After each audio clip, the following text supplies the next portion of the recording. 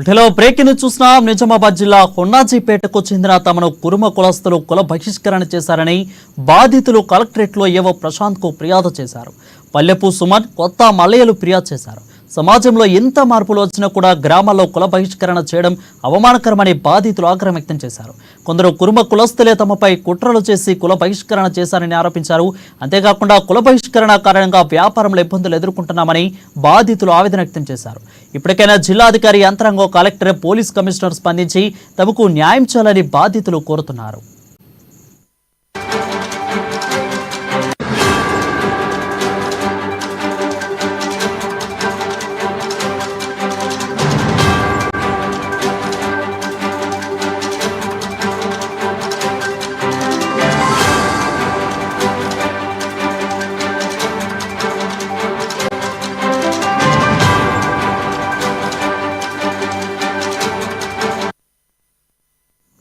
వీటిలో బ్రేకింగ్ చూస్తున్నాం. ఇప్పటికి కూడా కుల బహిష్కరణలు ఉన్నాయా అనే దానికి కూడా సందేహాలు వ్యక్తమవుతున్నాయి. అయితే నిజామాబాద్ జిల్లా కొండాజీపేటకు చెందిన తమను కురుమ కులస్తులు కుల బహిష్కరణ చేశారని బాధితులు కలెక్టరేట్లో ఏవో ప్రశాంత్ కు ఫిర్యాదు చేశారు.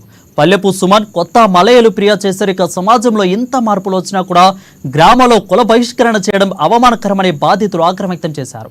కొందరు కురుమ కులస్తులే తమపై కుట్రలు చేసి కుల బహిష్కరణ చేశారని ఆరోపించారు. అంతేకాకుండా కుల బహిష్కరణ కారణంగా వ్యాపారంలో ఇబ్బందులు ఎదుర్కొంటున్నామని బాధితులు ఆవేదన వ్యక్తం చేశారు. ఇప్పటికైనా జిల్లా అధికార యంత్రాంగం, కలెక్టర్, పోలీస్ కమిషనర్ స్పందించి తమకు న్యాయం చేయాలని బాధితులు కోరుతున్నారు. మా అమ్మాయి చేస్తున్నామన్న కులం బహిష్కరించి నా ఆటలు ఎక్కడం కానీ దుర్మాన పెట్టిండు.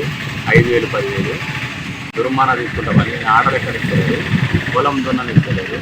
డాక్టర్ అని అడ్డు కట్టుకరం కానీ అడ్డు సుత కట్టుకరవద్దు, ఆయనతో మాట్లాడద్దు, మాట్లాడిన వాళ్ళకు నేను దుర్మాన అని చెప్పేసి చేసిడు. ఎప్పుడు జూన్ వస్తే సంవత్సరం అవుతుంది. ఇబ్బంది కలిగి సంవత్సరం తండ్రి వేధింపులకు గురి అయిపోతుంది. మాది ఉన్నాజ్పేట, దర్పల్లి మండలం ఉన్నాజ్పేట గ్రామం. మేము కుర్మ కులస్తులం.